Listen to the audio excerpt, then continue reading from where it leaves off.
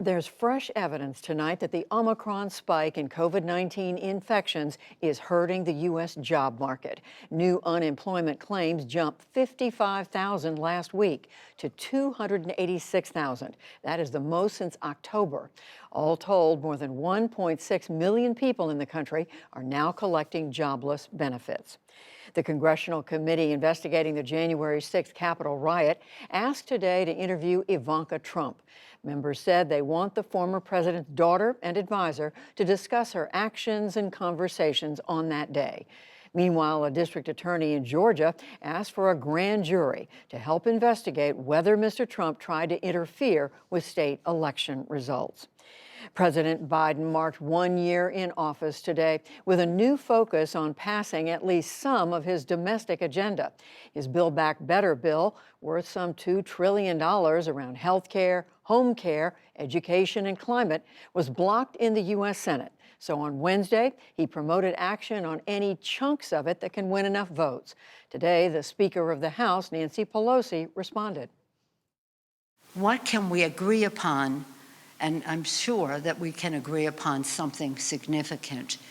Call it a chunk if you want, but whatever you call it, we want it to be able to make a difference in transforming the workplace by honoring work, by respecting the fact that there are families that have to make decisions between home and work, and again, protecting the planet.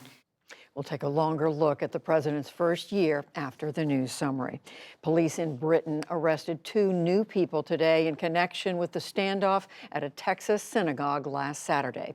It's unclear exactly how they might be linked to the gunman who held 4 people hostage near Dallas before he was killed. Meanwhile, a recording posted online showed the gunman ranting against Jews and U.S. wars in Afghanistan and other Muslim nations. The CIA has concluded that most cases of so-called Havana syndrome were not caused by a foreign government attack.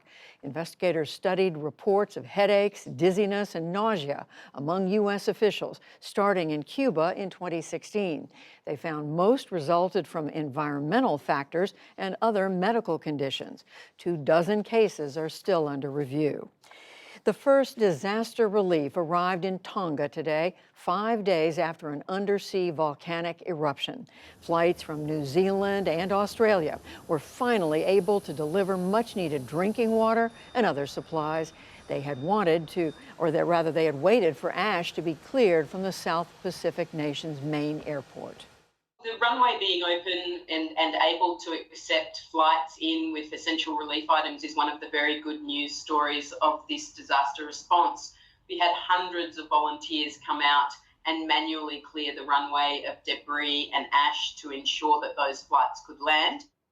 Across the Pacific, Peru declared an emergency as it battles a huge oil spill caused by rogue waves from the volcano's eruption. The spill has fouled nearly 7,000 square miles of islands and fishing waters. Back in this country, federal prosecutors charged 4 officials in Belarus with air piracy for diverting a Ryanair flight last year. The plane was crossing Belarusian airspace when authorities used a false bomb threat to force it down. Then they arrested an opposition journalist who was on board. It is not clear if those charged will ever stand trial.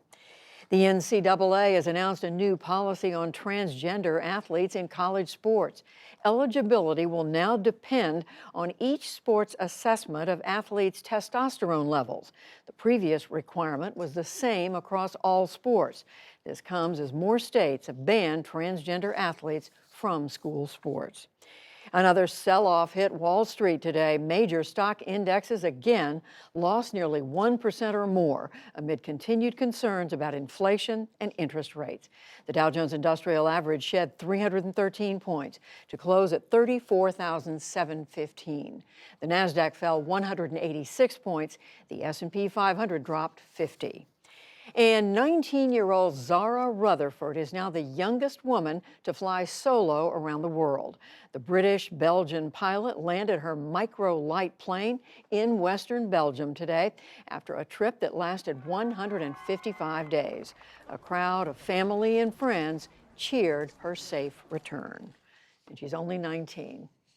Still to come on the NewsHour, we examine the Biden administration's handling of the immigration issue.